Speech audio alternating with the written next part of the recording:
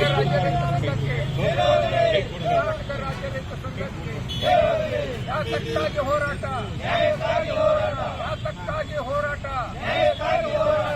ರೈತರನ್ನು ಮರೆತ ಮಂತ್ರಿ ಸಂಘಕ್ಕೆ, ಕರ್ನಾಟಕ ರಾಜ್ಯ ರೈತ ಸಂಘಕ್ಕೆ ಯಾತಕ್ಕಾಗಿ ಹೋರಾಟ,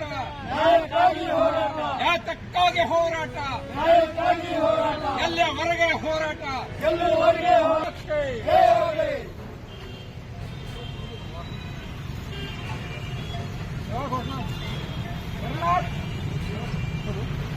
ಕರ್ನಾಟಕ ರಾಜ್ಯ ರೈತ ಸಂಘಕ್ಕೆ, ಕರ್ನಾಟಕ ರಾಜ್ಯ ರೈತ ಸಂಘಕ್ಕೆ ಯಾತಕ್ಕಾಗಿ ಹೋರಾಟ,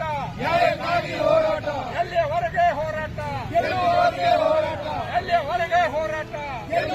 ಹೋರಾಟ, ರೈತರನ್ನು ಮರೆತ ಭ್ರಷ್ಟ ಅಧಿಕಾರಿಗಳಿಗೆ, ರೈತರನ್ನು ಮರೆತ ಭ್ರಷ್ಟ ಮುಖ್ಯಮಂತ್ರಿಗಳಿಗೆ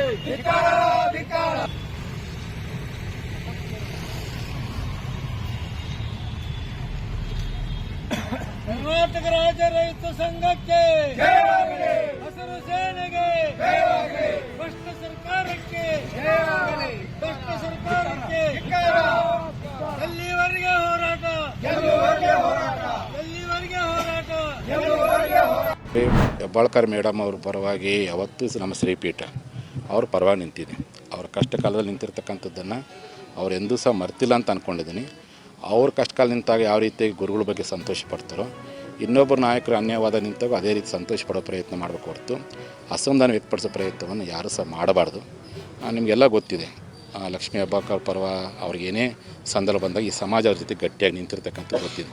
ಅವರೊಬ್ಬರೇ ಅಲ್ಲ, ಹಿಂದೆ ವಿನಯ್ ಕುಲಕರ್ಣಿ ಅವ್ರಿಗೆ ವಿನಾಕಾರಣ ಅನ್ಯಾಯ ಆದಾಗ ಭಾಳ ಗಟ್ಟಿಯಾಗಿ ನಿಂತ್ಕೊಂಡಿದ್ದೀನಿ. ಏನು ಮಾತಾಡ್ತಾರಲ್ಲ ಯಾರ್ಯಾರು ಅವ್ರು ನೋಡಿ, ಕರ್ನಾಟಕದಲ್ಲಿ ಇಂಥವ್ರ ಪರವಾಗಿ ನಾವು ನಿಂತಿಲ್ಲ ತೋರಿಸ್ಕೊಡ್ರಿ. ನೀವು ಇಂಥವ್ರ ಪರವಾಗಿ ನೀವು ನಿಂತಿಲ್ಲ ಸ್ವಾಮೀಜಿ ಅಂತ ತೋರಿಸ್ಕೊಡ್ರಿ.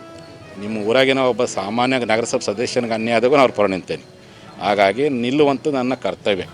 ಅನ್ಯಾಯವಾದಾಗ ಒಬ್ಬ ವ್ಯಕ್ತಿ ಇರಲಿ, ಒಬ್ಬ ಶ್ರೀಸಾಮಾನ್ಯ ಇರಲಿ, ಅಥವಾ ಯಾವುದೇ ಬಡವಿರಲಿ, ಯಾವುದೇ ಸಮಾಜ ಇರಲಿ, ಅವ್ರ ಪರ ನಿಲ್ಲುವಂಥದ್ದು ನಾನು ನಂಬ್ಕೊಂಡು ಬಂದಿರತಕ್ಕಂಥ ಒಂದು ಸಿದ್ಧಾಂತ, ಅದನ್ನು ಶ್ರೀಪೀಠದ ಒಂದು ಪರಂಪರೆ. ಆ ಪರ ಮಾಡಿದ್ದೀನಿ. ಹಾಗಾಗಿ ಇವತ್ತು ಗೌಡರಿಗೆ ವಿನಾಕಾರಣ ಅನ್ಯಾಯ ಮಾಡೋಕ್ಕೆ ನಾವು ಪರ ನಿನ್ನ ತಪ್ಪೇನೈತಿ.